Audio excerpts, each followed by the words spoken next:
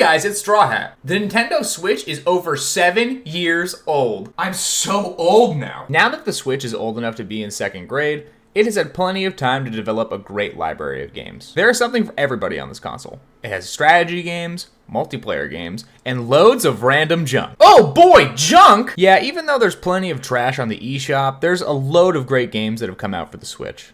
This list is going to be games that I consider to be the top 10 best games on Switch. As in any top 10 list, this is my opinion. So if you don't agree with some of the placements, that is okay. Put your list in the comments and I'll make sure to read every comment to see your opinions. The only rule for this list is that I'm only allowing one game per franchise. These are the top 10 games on Nintendo Switch. Number 10! Luigi's Mansion 3 is a game that I didn't think I would like as much as I did. I got this game as an impulse purchase on Black Friday a few years ago, and I didn't get around to playing it until recently. And boy, do I regret not picking it up sooner. This game has all the magic that I remember the first Luigi's Mansion did on the GameCube. It's a delight to explore all the floors and find the ghosts hidden among them.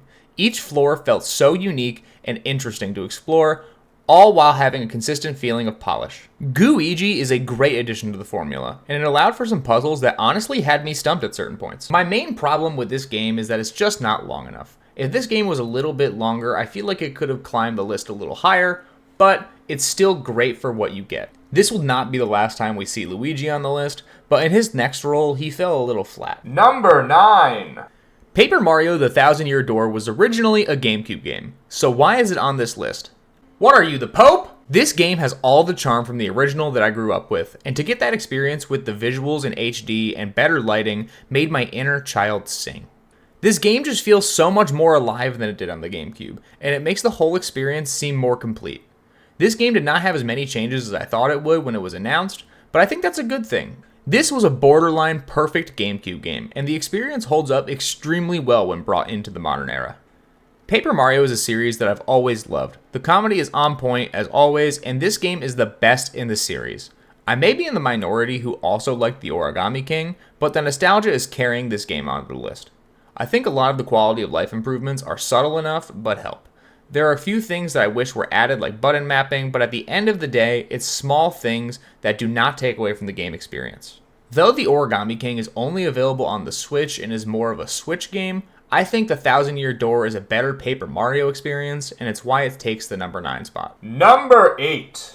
Oh, Pokemon, I wish I could have put you way higher on the list, but the last couple of years have been pretty rough. I am a huge Pokemon fan, and Sword and Shield are no exception. Now, I know Scarlet and Violet came out recently, but I think that Sword and Shield are just better games. I think what makes Sword and Shield so fun is the thing that made me worry about it: Dynamaxing. I was one of the people who was vocal about wanting Mega Evolving to come back, and when I saw that it wasn't returning and they replaced it with this new concept, I was a little worried. But now the game has been out for a few years, I can confidently say that Dynamaxing and Gigantamaxing were a great gimmick.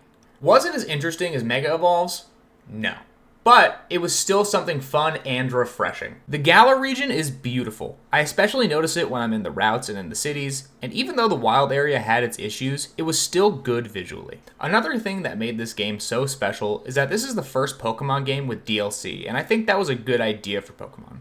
Historically, we would get a new title like Platinum or Emerald, but this allows people to keep their progress and not buy an entirely different game for some subtle changes. My time in the Galar region was really well spent, and I think that Sword and Shield are the best Pokemon games on the Switch. Also, shout out to new Pokemon Snap, I like that game too. Number 7. Pikmin is a game series that I never really played much growing up. Before the Wii U shop closed down, I purchased the first 2 Pikmin games on it, and I'm really happy I did, because going back, those games were a great time. So when Nintendo announced that a new Pikmin title was coming to the Switch, I was excited. Pikmin 4 perfected the Pikmin formula.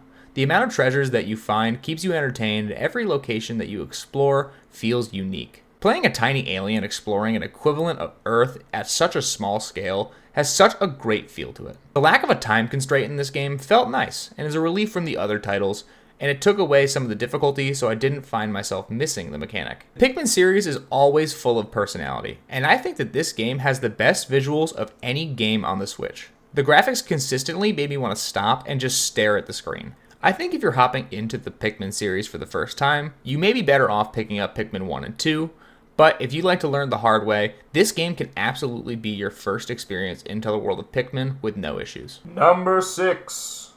I didn't know how much I missed the old 2D Metroid games until I saw the announcement for Metroid Dread. When this game was announced, I felt literal chills in my body. And when this game released, it did not disappoint. Metroid Dread delivers one of the most complete Metroid experiences you can hope to get. The world feels unique and still has that looming sense of suspense around every corner.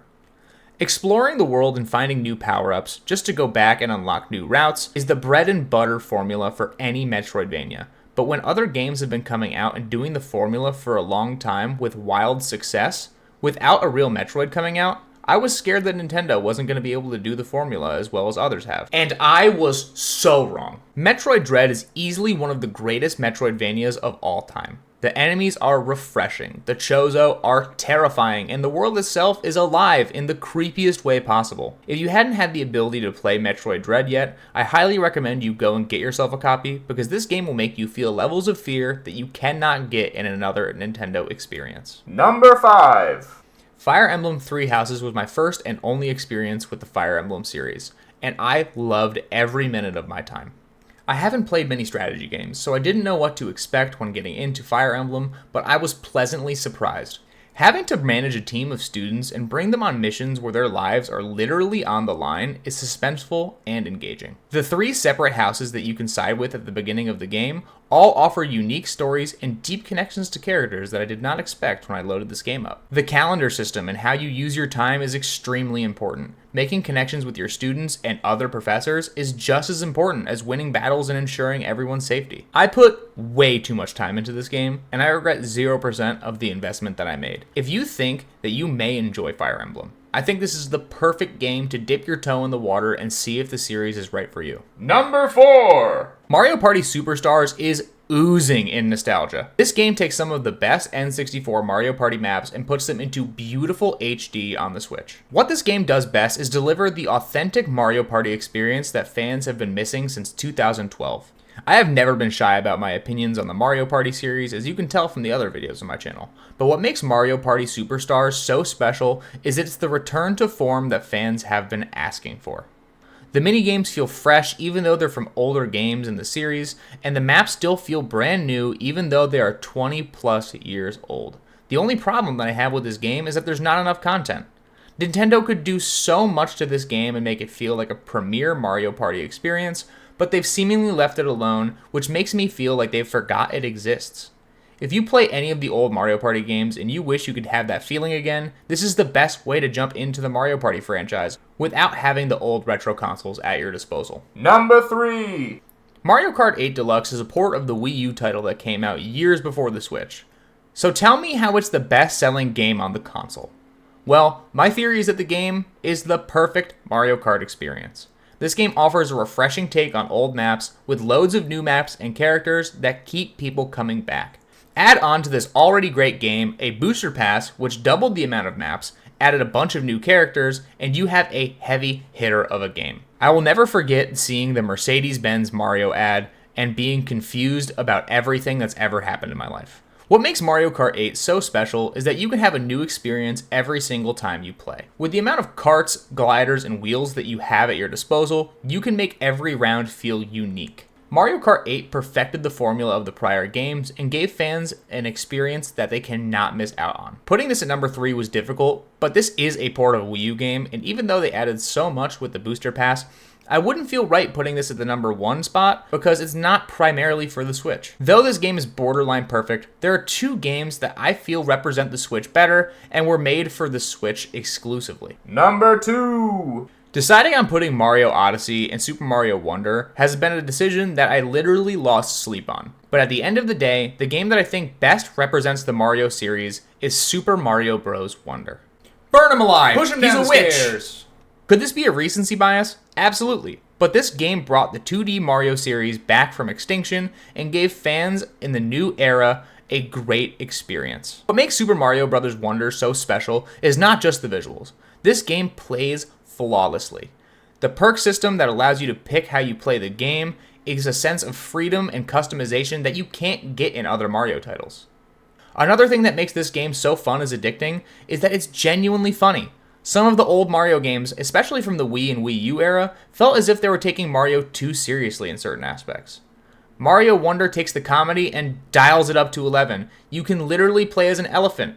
Again, choosing between Mario Odyssey and Mario Wonder was an extremely hard choice, but Mario Odyssey is more accessible for families and individuals who want to hop back into the Mario experience. Number 1! When the Switch came out, it launched with Breath of the Wild, which is known as one of the greatest games ever released. And when I heard there was going to be a sequel to Breath of the Wild, I was extremely skeptical. But my time with Tears of the Kingdom has been nothing short of incredible. Both Tears of the Kingdom and Breath of the Wild could take the number 1 spot. But what makes me say Tears of the Kingdom is the best game on the Nintendo Switch is that it was made exclusively for the Switch, and it took everything that Breath of the Wild had and dialed it up to 11. This game is the pinnacle of make it work with what you have. Finding out ways to combine weapons together and make stronger versions of them adds infinite hours of replayability and exploration to this game. My only issue with Tears of the Kingdom, barring the occasional performance issue, is that this game has not gotten any post-launch content. This game is so expansive with all of Hyrule, the Sky Islands, and the underground area to explore, yet even after exploring every nook and cranny, I have found myself wanting more and more as time goes on. If you had to buy one game for the Nintendo Switch, out of all of the lists that I have provided, I would say that Tears of the Kingdom would offer you the most for your money. If you made it this far, thank you for watching. I hope you and your family have a great day, and make sure you subscribe.